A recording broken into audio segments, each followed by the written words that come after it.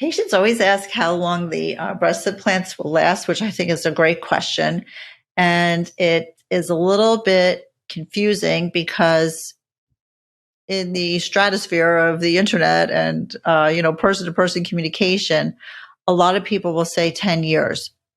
And that was true in the past with the older generation devices, but now your implant could theoretically be a lifetime device. You do not have to change the implant because it's 10 years old. If you're happy with the aesthetic result, you do not need to change it.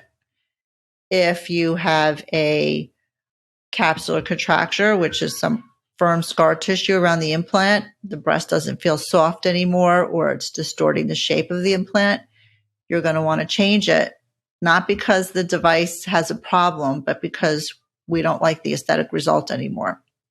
So the decision to have your breast implants revised or changed is really up to the patient, and it's almost always driven by a cosmetic or aesthetic consideration. They want to be a little bit smaller, they want to be a little bit bigger. Occasionally patients want to take them out completely, or you have something like a capsular contracture. There's also a situation which we call a leak or a rupture, which I actually don't prefer that word because, again, that refers to the old generation implants where the silicone inside the shell was like a water consistency. So if the shell wore out a little bit, just like if you had a piece of paper and you're folding it back and forth and it eventually thins out and kind of splits, that's what can happen with the shell of the implant. It's not a long split. It's usually a short split or sometimes only like a pinpoint opening. But when the implants were filled with silicone that was like water, it would leak out. So they called this, when it happened, a leak. Now the implants are filled with a very cohesive silicone gel. It's more like a Jello or a Jello molasses hybrid consistency. So even if you get a little split in the shell of the implant, that silicone is not going to seep out. So in the past, with the old implants that were filled with water-like silicone, it was recommended that you change them every 10 years because it seemed like the shells were splitting at around 10 years, and silicone is very sticky. So they didn't want this liquid-like silicone getting outside the implant, and we would clean it out, and it's all treatable, but they were trying to avoid that because it's a little bit messy, so to speak. So now we don't have that situation. Even if there's a tear, it's not going to seep out and sticky silicone is getting all over everything. So, plus remember that the shells have been redesigned, so they're much more durable than they were. So not only is the inside silicone cohesive, but the shells are very durable now. And it's not necessary to change it every 10 years unless you have a cosmetic concern with your implant. And another thing to consider is that the manufacturers all have warranties now. So if your implant does have a tear in it, they will replace it forever for free. So if you want to have a revision because you have a tear in your implant, they will replace the implant for free. Even if you have a tear in your implant, you don't need to change it. That's totally up to you, the patient. It's not medically harmful or dangerous from a health standpoint. Occasionally, a patient will notice a shape change, but most likely it would be, either on an ultrasound or an MRI. It will show that there's an irregularity, and MRI is the gold standard, but a skilled ultrasound technician and radiologist can also pick it up on ultrasound. The warranty will cover replacement of the device that has a tear. Let's say you have 300cc implants, you feel a little something, you get an ultrasound, it says, oh, you have a tear. And you're like, well, I've had my implants 12 years ago. I had a baby since then with breastfeeding. I actually lost a little volume, so I want to increase the size a little bit. You can switch that implant to a slightly larger implant, which they will give to you for free. And you can switch the other side to match, even though it doesn't have a tear, and they will replace that implant for free also. If the tear happens within 20 years, and this is part of the warranty, and it depends on which implant brand we're using.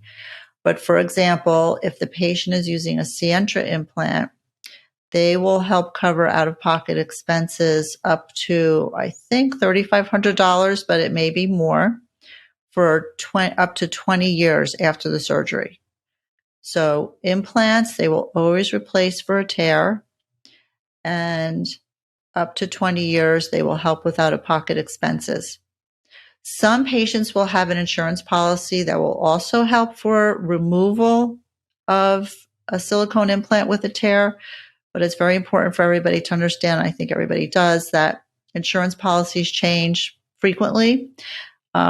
You can check your coverage before you have breast augmentation surgery to see if it does cover what's called capsulectomy, which is removal of the ruptured implant. But your policy could change next year. So just because it covers it now, it may not. So what I always tell patients going forward is that you may need a revision at some point in the future. If you're 20 years old, most likely you're going to need a revision. And you have to plan on that.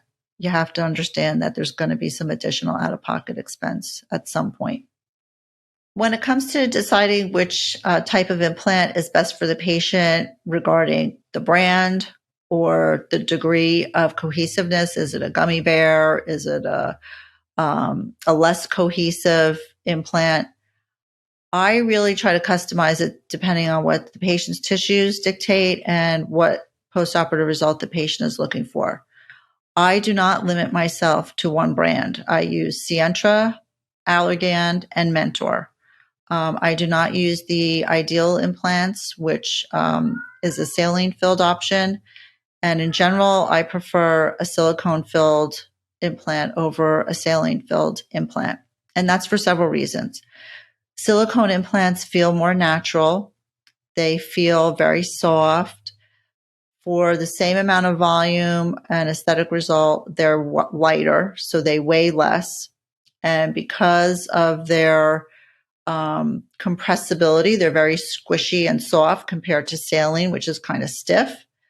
A silicone implant leads to less stretching of the tissue over time, therefore less sagging of the breast over time. And it gives a very natural result because it is so soft and squishy. So, for example, most patients in my practice who need breast implants have very little breast tissue. So the thinner your breast tissue is, the less padding that you have overlying the implant. So if you have thinner tissues, the characteristics of the implant are going to be much more perceptible, both visually and by feeling. So if you put in a saline-filled implant in a patient with thin tissues, that very round look, which I don't find particularly natural looking, is going to be more likely to happen, as is more tissue stretch. If you're putting an implant in a patient that has very little breast tissue, that skin is going to need to relax and stretch to accommodate the implant. And with a saline implant, it's much more likely that it's going to stretch like more and just keep stretching. So I like silicone. There's many more options in terms of sizes and dimensions. There are more fill options in terms of, is it 85% filled or 93% filled? There's more options in terms of, is it a very sort of less cohesive implant all the way up to like super cohesive. Lots of different options with all three of those brands. So silicone is usually the way to go.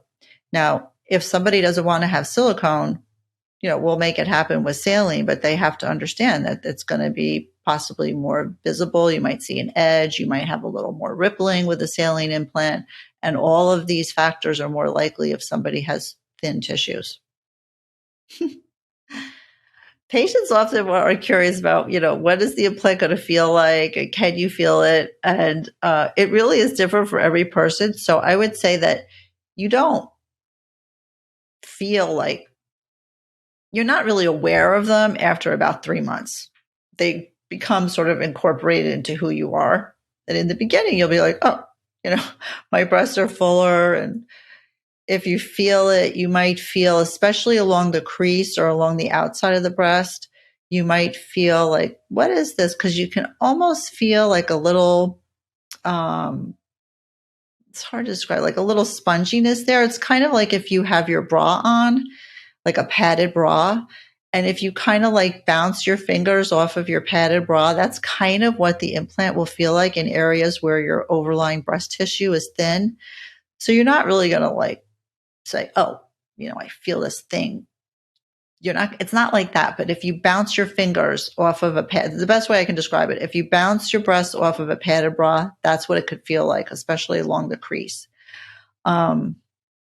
It's not really an issue for very many people. If somebody's super, super thin with like no breast shape, no breast tissue, they're going to feel it a little bit more. But it's a trade-off. And the patients are very happy to make that trade because what else can you do? I don't believe in putting fat into the breast. So fat transfers for me are not an option. And you can't usually get the volume that you want with fat transfers, and there's problems. Sometimes you can develop like cysts, and not all the fat survives. And so I think the best thing for patients, the most consistent way to deliver the result that they want with the least amount of issues postoperatively is using an implant. And I think silicone is the best for most patients. The question of breastfeeding after breast augmentation is really an interesting one. And there's no reason from a health standpoint or a risk standpoint that a patient could not breastfeed. So the silicone is not going to get into the breast milk and be transmitted to the baby. So it's safe to breastfeed. The question is, will there be enough milk produced to adequately provide nutrition to the baby? There was a study in Brazil where they had patients who had no implants. They got pregnant. They breastfed. They subsequently had breast implants, got pregnant, and I think it was 93% of the patients could still breastfeed after having the implants. And the reason why this is studied or even looked at is because the implant is going to compress the breast tissue a bit. So if the tissue is compressed and it kind of atrophies and thins out, if you get pregnant, is there going to be enough viable breast tissue that's actively producing milk to make enough milk to feed the baby? And at least this one study showed that there was. So in my practice, all of my patients that I know of, and we don't have 100% follow-up, have been able to breastfeed if they got pregnant after having implants. So it's safe. And from the information that we have, the majority of people are able to breastfeed. In terms of all the different options with implants, the shape, the profile, whether or not it's going to be smooth or textured, all of these things are discussed in detail during the consultation. And it's a lot of information for patients to absorb. And I think sometimes what the patients worry about is that, why am I learning all this stuff? I just trust the doctor to pick out the right size implant for me. And of course, I'm going to be guiding the decision, but it's important for patients to understand the pros and cons of each decision so that they're part of the decision-making process. And once you go through the trying on and understanding a little bit about the implants, it all really falls into place. So, for example, let's say we had a patient who exercises a lot, almost like a bodybuilder type of exerciser. Now, if you have a smooth surfaced implant as opposed to a textured surface implant, just think of the texture, it's like a little mini Velcro.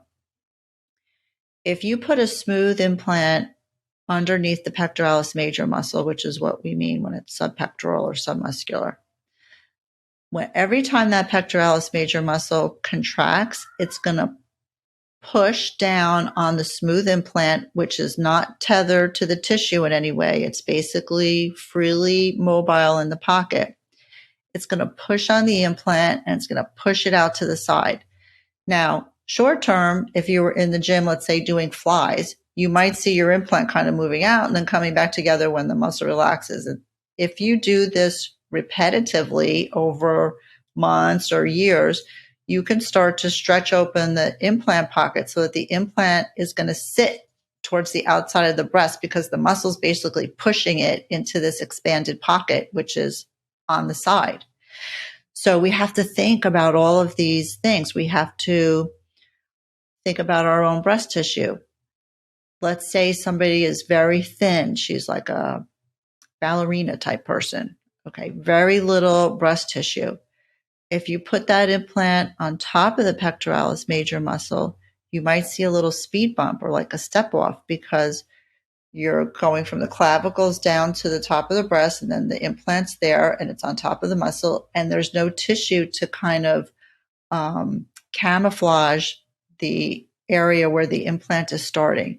Whereas if you put it underneath the muscle is nice and thick, and it will camouflage that transition zone between no implant and implant. So the patient's physical features, the tissue thickness, what activity she likes to participate in, all of these things are very important in terms of determining which pocket we're going to use, meaning under or over the muscle, as well as whether we're going to use smooth or textured surface devices. In the United States, a lot of plastic surgeons, the majority, do not use textured devices, and we could talk about that in more detail later. I do use textured devices because in certain situations, they have a lot of benefits for patients. Almost always, we make the incision in the inframammary fold because there's a lower capsular contracture rate associated with using that incision. We can talk more about capsular contracture as well. So there is a lot of information that I share with the patient, but as the patient understands the pros and cons, the advantages, disadvantages of each choice, understanding her own particular wants and desires and her tissues, it all falls into place what's going to be the right implant for her. It's important also for the patients to remember that we're talking about short term and we're also talking about long term. So we don't want to look great for 3 years. We want to look great for, 9 or 10 years, or, before you have children or your weight changes. So we don't want to do things that in 5 years, we're going to say, oh, our tissues are damaged now because we use an oversized implant and our tissue couldn't accommodate. Now we're stretched out and sagging. We have to always think about the future and maintaining the best result for the longest period of time when we're making these decisions. If you'd like to schedule a consultation with the office, you can reach out to us directly by telephone, which is on the website, drpfeifer.com, or you can reach us through the contact page that's on the website, and Arlene will get back to you within 24 hours of you reaching out to us. And we certainly look forward to hearing from people if you have any questions or want to find out more about your options.